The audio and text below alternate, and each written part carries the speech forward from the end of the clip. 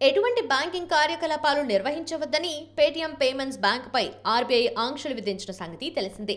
ఈ ఆదేశాలతో పేటీఎం కస్టమర్లు తీవ్ర ఇబ్బందులు ఎదుర్కొనున్నారు. ఇప్పటికే ఏం చేయాలో తెలియక తలలు పట్టుకుంటున్నారు.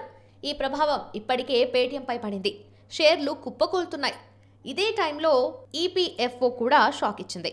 Employees provident fund organisation EPFO Paytm payment bank అకౌంట్లతో లింక్ అయి ఉన్న ఈపీఎఫ్ అకౌంట్లకు సంబంధించిన డిపాజిట్లు, క్రెడిట్ ట్రాన్సాక్షన్లపై ఆంక్షలు విధించింది. ఆ మేరకు చందాదారుల క్లెయిమ్స్ అనుమతించొద్దని ఫీల్డ్ ఆఫీసులకు నోటీసులు పంపింది.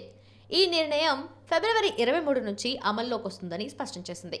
అంటే ఈ బ్యాంక్ అకౌంట్లు ఉన్నవారు డబ్బుల్ని విత్డ్రా చేసుకునేందుకు అవకాశం ఉండదన్నమాట.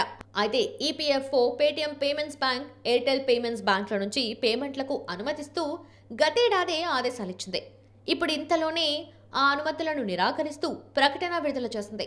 పేటీఎం పేమెంట్స్ బ్యాంక్ కస్టమర్ అకౌంట్లు, ప్రీపెయిడ్ ఇన్స్ట్రుమెంట్లు, వాలెట్లు, ఫాస్టాగ్స్, ఎన్సీఎంసీ కార్డులు వంటి వాటిల్లో ఎలాంటి డిపాజిట్లు, క్రెడిట్ ట్రాన్సాక్షన్స్ను చేయొద్దని ఆర్బీఐ ఈ బ్యాంక్పై చర్యలు తీసుకుంది. ఈ క్రమంలోనే ఇప్పుడు ఈపీఎఫ్ఓ కూడా అదే బాటలో పరిమితులు విధించింది. అటు ఆంక్షల్ని ఎత్తివేయించేందుకు Paytm CEO, founder Vijay Shekhar Sharma ఇటీవల ఆర్బీఐ సహ కేంద్ర ఆర్థిక మంత్రి నిర్మలా సీతారామన్ను కలిశారు. అయితే ఇందులో తామేం జోక్యం చేసుకోబోమని నిర్మలమ్మ చెప్పినట్లు తెలిసింది.